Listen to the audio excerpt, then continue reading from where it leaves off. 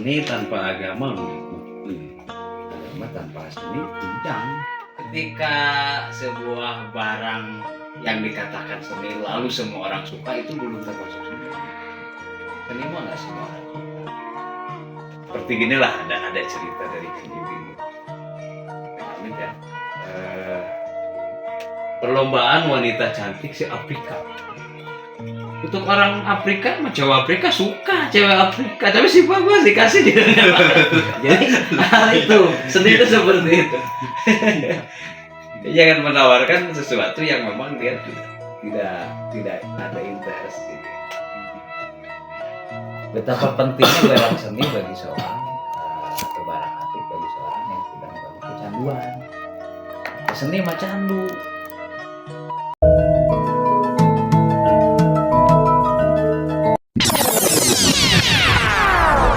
Saya berapa kali kan saya ajarin anak saya menggambar. Saya bilang gini, menggambar itu bukan urusan hobi, candu kalau udah keterusan.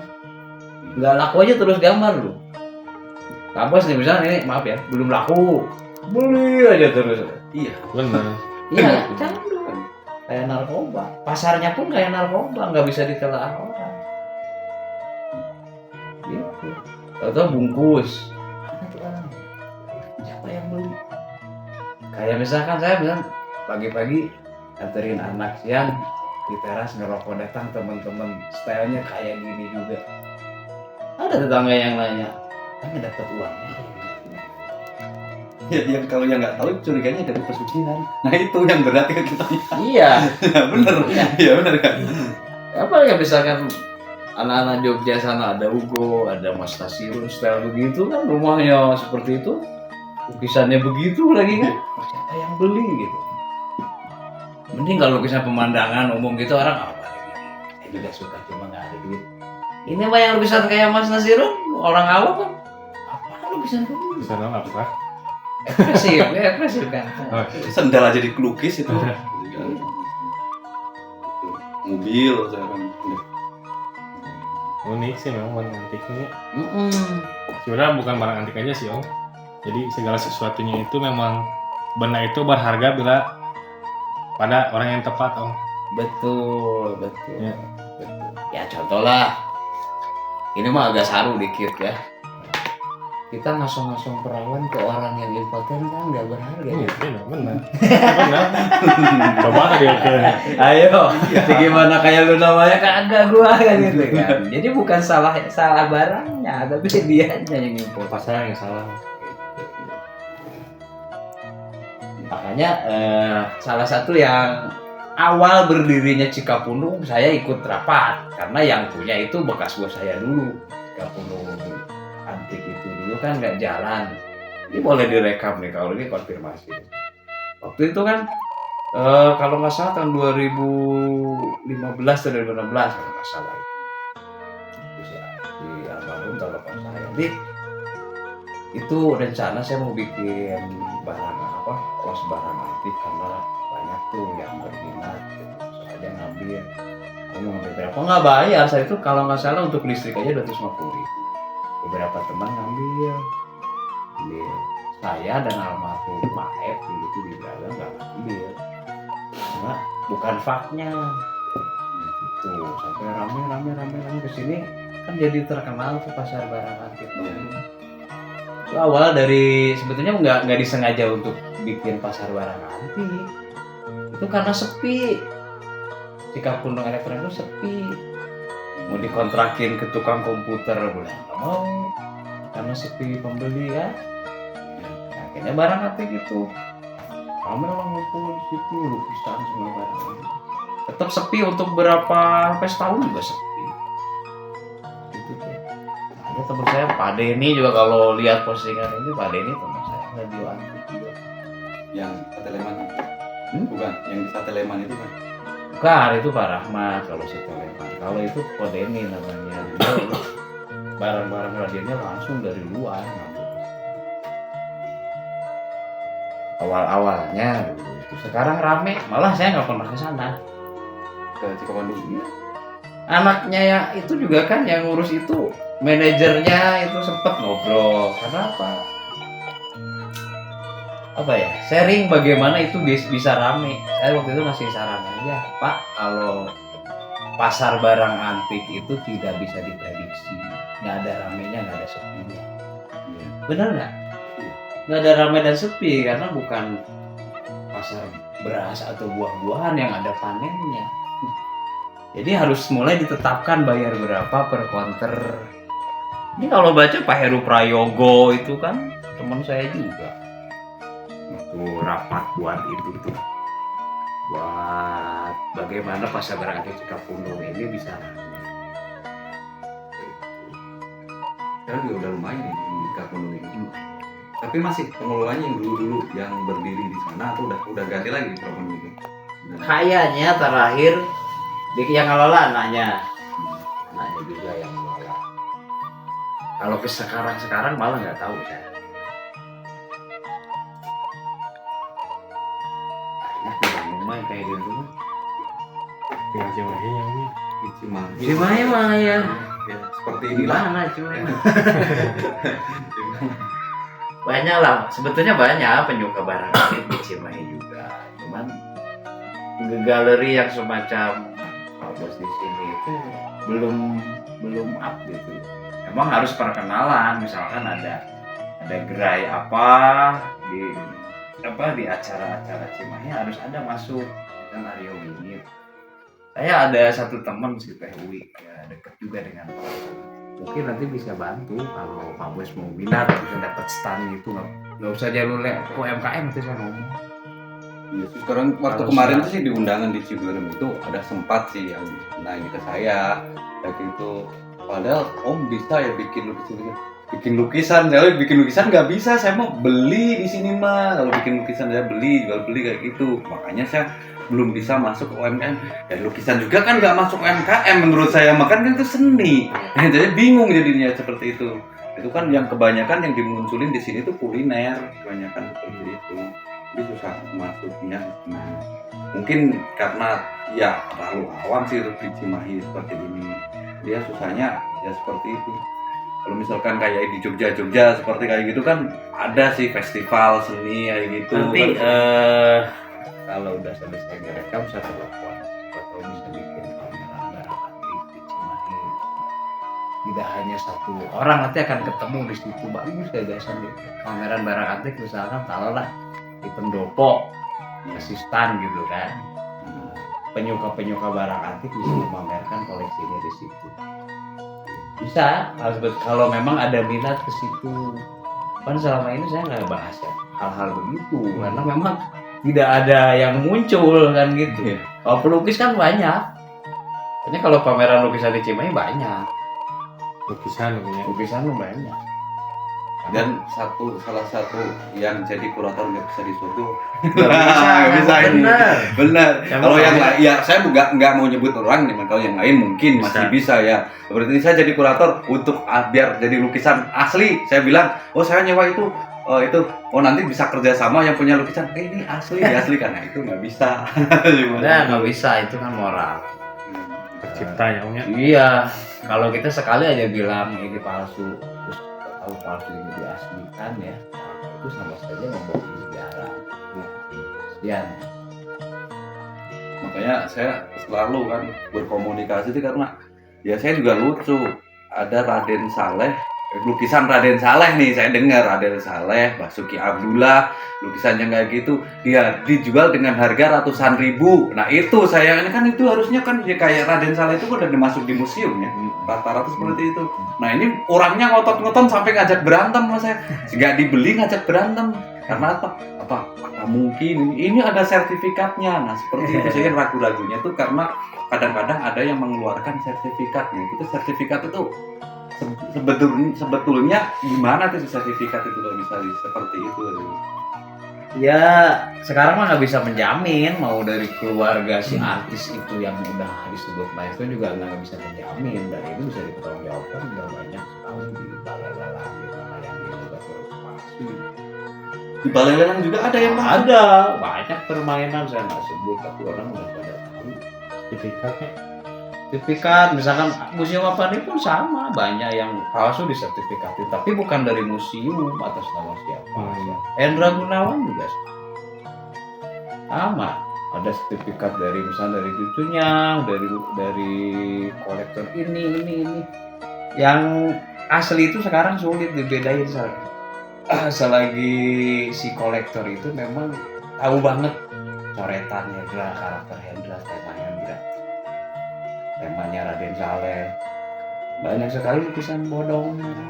Nah, makanya ada yang sempat bilang ke saya, ini kan kayak terus dari ini, wah ini di RS-in aja, jadi lumayan ini.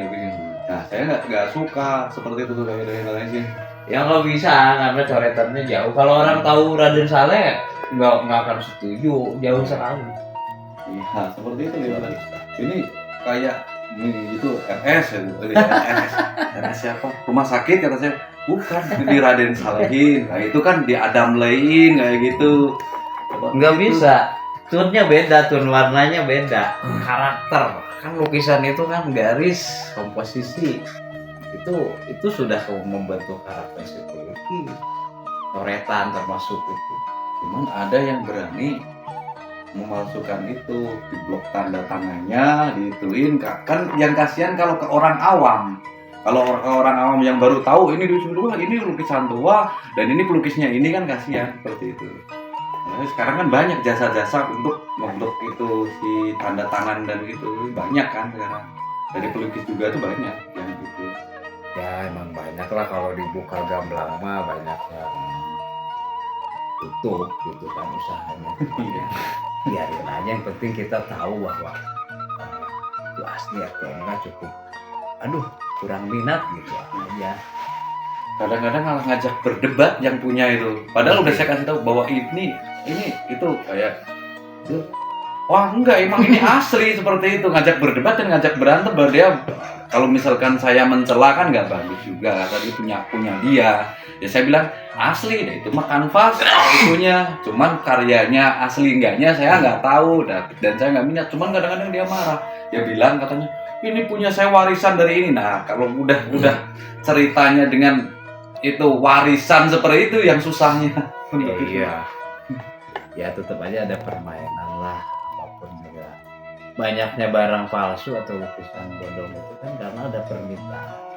Contoh misalkan saya punya uangnya 10 juta tapi ingin lukisan Hendra. Ya nyarilah yang KW. Carilah tukang bodong yang memang mirip. Terus tanda tangan Hendra. Ya kan? Ya. Apalah minta sertifikat ke siapa saya ngasih. Bayang aja. Terus dia orangnya memang banyak duit gitu. Orang nggak akan nyangka itu palsu. Iya. Karena itu ya menilai pemiliknya siapa. Iya. Orang nggak mungkin orang berduit tuh beli yang palsu Iya, seperti dong. itu. Padahal ya itu ya sekelas apa ya? Kalau dulu kan banyak orang-orang yang terkenal lah, nggak punya nyebutin orang yang terkenal kan ketipu juga. Iya. Jadi kadang image si yang megang juga bisa mempengaruhi barang yang ada di situ. Misalkan di sini ada Raden Saleh asli, ya, sampai budak juga orang nggak percaya. Kan gitu kan. Iya. Tapi kalau yang megang Pak Jokowi misalnya di rumahnya, langsung orang asli. Asli. Iya. Sampai sendoknya aja bisa dibikin cincin. Seperti itu. Sendoknya karena yang punyanya orang terkenal. Kalau kita punya sendok emas aja, nggak mungkin tuh sendok emas. Udah sendok segede itu. Kalau yang punya orang terkenal banyak duit, walaupun itu taruh, wah itu sendoknya bisa dibikin cincin. Tergantung gitu ya, yang pegangnya si seni itu. Iya. Banyak hal sih kalau dibuka Gamblang ya, kawan-kawan kita juga enak. Ya udah, kita yang mereka kerjakan kembali kepada yang penting tidak merugikan. Jadi untuk itu seni lukis itu memang kalau kita mau bener-bener beli yang asli itu harus cari minimal ya kurator, orang-orang yang paham ya, yang nggak bisa disogok terutamanya seperti itu. Ya itu ya sekarang yang ada kelas kurator lah. Ya, Di kasus yang rame aja Pan, ya, bisa kan? ya, Nah, supaya jadi muter siapa yang ditangkap. Ya yang aslinya belum tahu. Ya, seperti itu. apalagi kelas ya bukan lain profesi kuratan bagaimana ya sama suami tua tanya gimana moral dia kan gitu. Nah, kalau memang orang berkeyakinan kejujurannya teguh integritasnya kuat misalkan contoh Jenderal Sugeng mau disogok ya. Kalau orang sekaya apapun kalau moralnya memang deplek ya Tetap aja kurang. itu Kembali ke moral. kan seni itu kan hati nurani seni sentuhan hati nurani kalau memang udah main seni pakai ini pegang nggak kita nipu dia dulu itu sampai sekarang dari 5 maestro Sujoyono, Avandi, Hendra Gunawan, Raden Saleh, Basuki Abdullah. Apakah sekarang sudah melahirkan maestro sekelas itu belum? Mereka berkarya dengan Tuhan Tuhan. Makanya jiwa ketok kata maestro Sujoyono ini jiwa yang terlihat, inilah karya. Jadi kelihatan dengan orang bilang Pak Avandi dengan dia kan setelannya begitu, rambut gondrong pakai celana pendek, lukisnya kadang di lantai gimana di tanah, lukisannya kan begitu, jiwanya begitu. Pak Hendra dia kan ya mungkin Bu Aini lah, Bu Aini juga kan kenal istilah. Jadi dia sempat di penjara tahanan politik kan gitu kan sama. Jiwa-jiwa pemberontakan itu, tapi bukan berontak untuk jadi penjara, berontak tentang keadaan saat betapa heroiknya pelukis-pelukis di zaman itu. Kita baru dikasih aliran sehari aja ngeluh. Di sana dulu pakai cempor mungkin ngelukisnya. Ya jadilah R. Hadi. Mungkin ngelukisnya dia di mana. Jadi kita mah kan sekarang untuk kulit sekarang apa-apa Google dulu. Ini konsep ya. Nah, ini kan nggak ada Google. Ada juga. Makanya ruhnya keluar. Ruhnya muncul dari karya itu. Kita semua ini nggak bisa ngejual barang ini. Barang ini yang narik kita sendiri. Bohong kalau ada, oh dia mau jago marketingnya. Tidak. Tetap barang ini yang narik si masuk nih calon pembeli. Dia nggak bisa diarahin. Nah, dia ambil sendiri. Nah itu kekuatan itu. Sama di lukisan, di misalkan di Gucci ada emosi ketika menggambarkan. Cuman masalahnya orang-orang sekarang itu ngoleksi ikut-ikutan, akhirnya manut ini, manut itu, jebak dalam lingkaran perdagangan yang itulah. Laku 1 muncul 1000. Nah, Aduh, itu nggak jadi habis-habis laris. kan, aneh. Ya, iya. Habis ya, padahal orangnya udah nggak ada deh. Bisa ada lagi. Iya. Ya. Seperti lu lukisan yang modelnya sahabat Kang Andi zaman dulu itu kan di Bali dia ditanya. Cuman kan sampai di sini tebus kok ada terus seperti itu di mana? Itu karena laku di pasar terus Iya. sekarang mah seperti Iya. itu tuntutan pasar. Padahal yang aslinya cuma satu yang bisa yang modelnya sahabat Kang Andi. Iya. Iya. Ya banyak lah teman-teman saya juga yang bekerja untuk seperti itu. Bahkan saya sempat juga dulu kan bikin yang mirip itu. Tapi saya nggak ngebodong kalau saat itu. Bikin yang mirip-mirip, kalau dia tanda tangan jadi apa itu terserah dia. Kita juga nggak tanda tangan. Tapi sekarang udah karena udah menemukan karya pribadi ya ngapain harus begitu. Dan karyanya belum ada yang mampir ke sini yang terlalu. Belum belum nganterin. Apaan ya? Ya kalau ngomongin apa bukan carut marut lah dinamika pasar seni rupa Indonesia mah kompleks lah bos. Tidak bisa juga menurut saya benar belum tentu menurut yang lain. Jadi memang setiap kita mengomentari juga harus hati-hati, bukan takut, tapi memang takutnya bukan takut pukul-pukulannya bukan. Takutnya gini, ada memang dia memang sudah di situ. Terus karena kita salah ngomentarin, dapurnya ketutup, kan dosa. Iya. Itu aja sebetulnya mah ya. Yang penting kita mah tahu bahwa itu misalkan dia menawarkan anggap saja dia barang palsu. Kita tahu cukup Kalau saya mah nanya, ini asli atau palsu? Nih, bilang palsu. Ya udah saya bilang palsu di situ saya mah terus saya post lah. Oh emang ini mah KW. Kalau lukisan KW kayak spare part tuh. Nah, seperti itu. Kalau spare part mungkin ada yang KW cuman bisa dipakai. Kalau lukisan kan nggak bisa. Itu ya, kalau misalkan yang palsu emang ya kalau mungkin ke orang awam itu bagus seperti itu kayak gitu. Kalau misalkan di sini kan banyak yang orang yang keluar masuk itu palsu kan jadi gak enak juga. Yang lebih baik yang karya sendiri walaupun itu jelek, yang penting itu bukan bodoh orang lain seperti itu lah. Dan nggak habis-habis bos, dari dulu juga dibahas beberapa dari kurator galeri besar di Jakarta juga membahas tentang itu sampai ada seminarnya di Bogor. Ujung-ujungnya nggak jelas. Dan sekarang misalkan satu lukisan ini aja anggap nih asli, aku lukisnya saya lukis ulang, nggak mungkin sama walaupun warnanya dibikin sama mirip-mirip, nggak mungkin sama, emosinya beda. Nah disitulah kadang lukisan nggak bisa dibikin hak cipta, paling replika ya. Ya terus aja replika karena pasti beda per mili persen, ini nggak bisa.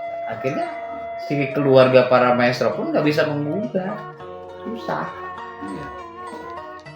Dia tahu palsu, dia tahu dirugikan, tapi belum ada undang-undangnya yang bisa melindungi itu karya cipta dia, itu nggak bisa. Selain si pelukisnya dulu nggak mempatenkan. Susah. Jangankan dilukis ulang ya, satu pelukis saya ngelukis satu ini, bikin lagi pasti beda. Walaupun sama. Emosinya beda, karena nggak dicetak. Jadi tadi itu kembali lahirnya sertifikat dari lukisan palsu itu. Ada yang memang asli, ya kan? Iya. Ada memang yang tidak asli juga banyak. Iya. Tinggal pandai-pandainya kita. Prinsipnya kalau ada yang palsu pasti ada yang asli, seperti itu aja. Iya. Nah yang susahnya cari yang asli, karena banyak orang yang palsu ngakunya asli. Nah seperti itu yang susahnya. Ya jangankan lukisan, perempuan aja kan ada yang palsu. Kita kan bisa ngebedain, iya kan? Rasa nggak pernah bohong kata iklan sebuah mie kan gitu. Rasa nggak pernah bohong gitu kan? Mie-nya nggak bisa disebut iklan, kan seperti itu. Nah ini mah nggak mungkin. Terus kita pelajari juga lukisan asli seperti apa.